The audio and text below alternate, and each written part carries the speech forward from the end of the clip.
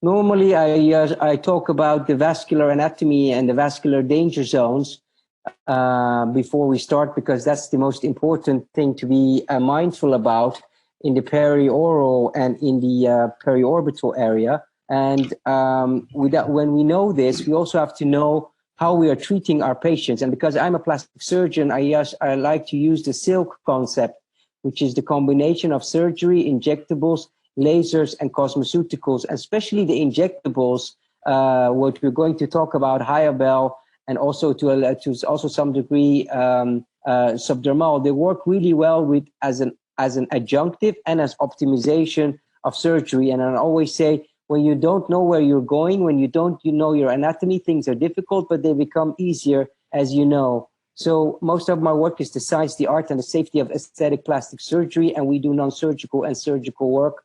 And I lecture around the world, but of course, Corona has stopped us to go live, and that's why we're doing some things virtual. This is from Monaco. And looking at the age around the periorbital area and around the mouth, as you can see in one of my favorite actresses, you see that the lid cheek junction becomes attenuated. We lose bone where we need it most, and we lose the periorbital areas, especially also around the maxillary region. We lose bone, and we lose the natural constituents of the skin, being collagen and hyaluronic acid. And we try to replenish that. And if we do it in a nice way, we can make the ladies and also gentlemen become a nicer version of themselves, rather than becoming old and shriveled like a raisin, growing gradually from grape to raisin. Now, when we go, and these are from the aesthetic facial anatomy slides. I'm going more down the face, because we start from the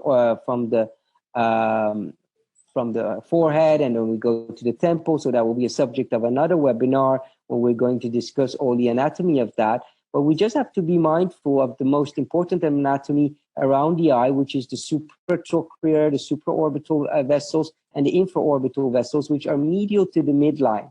Here we can see the junction of the medial and the lateral fat pad, and we can see the orbicularis oculi. We can see the levator of the upper lip and the nostril, and the junction between that, bounded by bone, is the so-called tear trough, where we need to draw attention to.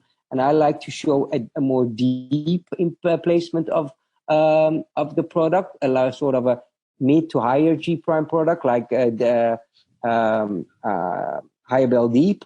And then on the more superficial area, we can put a more lower G prime product, but we have to be mindful of the infraorbital nerve and make sure that we enhance the medial cheek pad.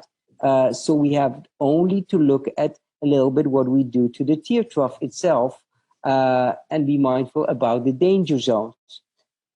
The vascular anatomy of the internal and the external carotid artery is also quite important. Here we can see the anatomy of the nose, where the angular artery, extension of the facial artery, becomes the internal ethmoid artery. And if we inject too forcefully around this area, we can also cause blindness, which I'm sure most of you know much about.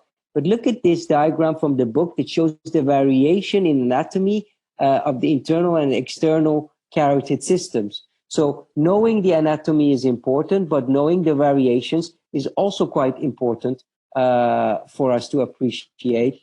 And here in the real, in the embedded cadaver dissections, you can also see that there is a lot of variation in anatomy, and we have to make sure that we know the anatomy, but we also aspirate when we inject, and we inject very slowly. Not everything has to be done very fast in life, and I'm sure that most of the ladies would agree with that. So going further, we can see the continuation of these. Let's see, this doesn't work for a bit. Okay, then it can go further, and we can see down up here, we can see the continuation of the facial artery, which gives a branch to the lower lip, to the chin, and to the upper lip, and to the philtrum. and then becomes the angular artery and then goes up.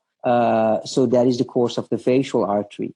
The vascularization of the nasolabial area, where you can see, and here you can see really nicely the course of the superior labial artery. And Dr. Ozenturk will just show us exactly and how nicely the lips are done and how they should be treated in an elegant fashion. Our book, Aesthetic Facial Anatomy, is now available online and in a student paperback with 75 world experts, and where we can see that these vascularization can be quite thick.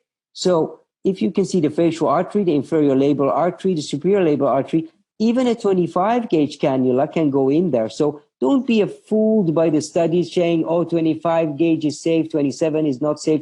If you know your anatomy, everything can be safe, but everything can also not be safe. Also, this new in vogue, trendy thing, doing echography. That is for toothless tigers, cosmetic doctors who try to make things become scientific, which is not. If you do a Doppler, once you go 1/10 of a milliliter away, you're a millimeter away, you're away in a branch. And it's a very crude measurement, so it will not add anything to the safety rather than knowing the anatomy very well. And as you can see, the continuation of the facial artery here goes all the way up and tracks into the eye.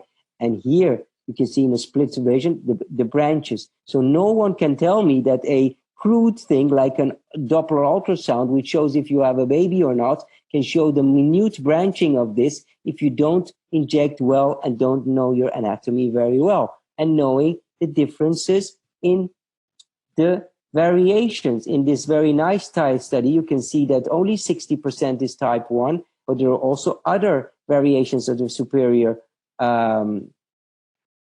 labial artery. But luckily for us, the Creator, dear God, has put the vessel very deep. So you've got the lip mucosa, you've got the semi-mucosa, then you've got the superficial compartment of the fat and the muscle. Most of the time we put our fillers over here. And then the deep fat compartment, that's where we have the artery. And also the ascending filtral artery is lateral. Below this, we can see also the DAO and the mimetic muscles around the lip. And if we put our finger here in an S line, we see that most of the bifurcation is of the upper and the lower lip is behind a thumb breadth length next to the modulus. So you can enhance the modulus without getting into the vessels. So lying deep and more lateral to the facial artery is the facial vein. And see, this is also a big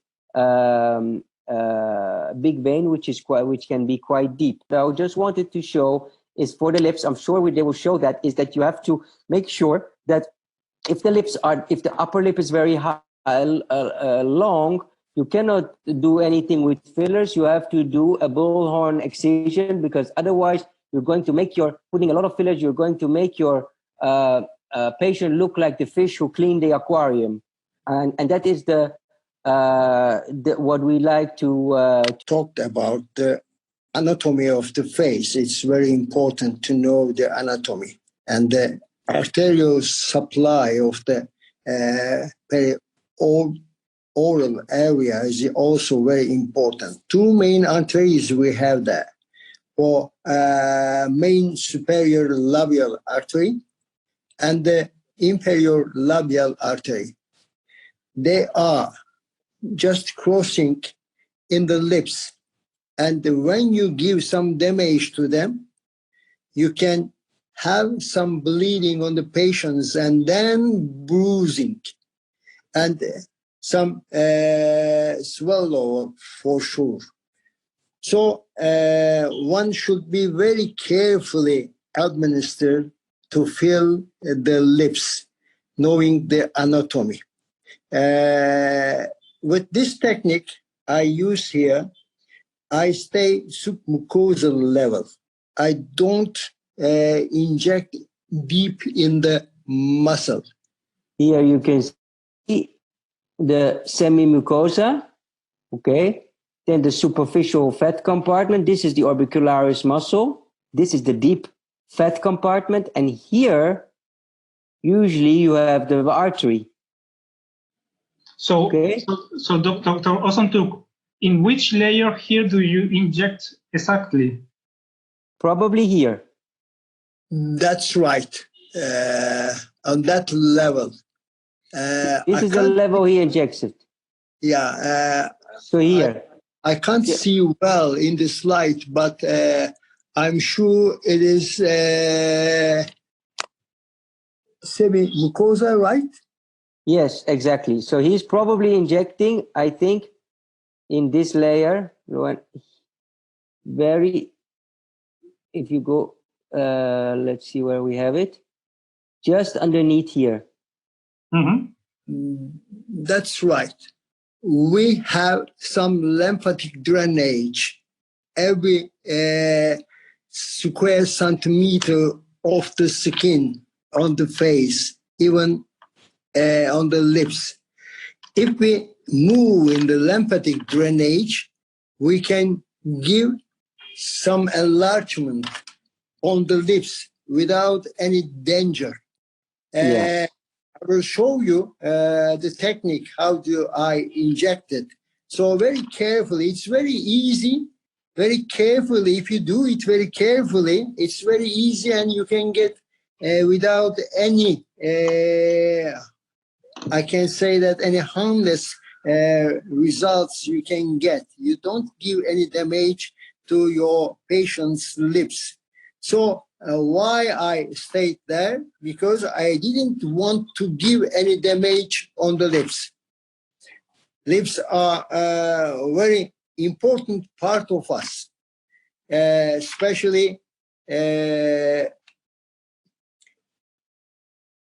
we have good lips.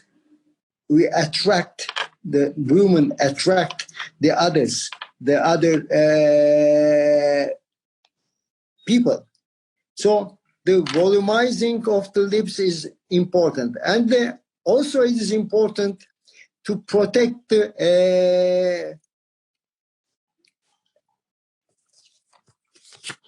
lower and upper lips proportion.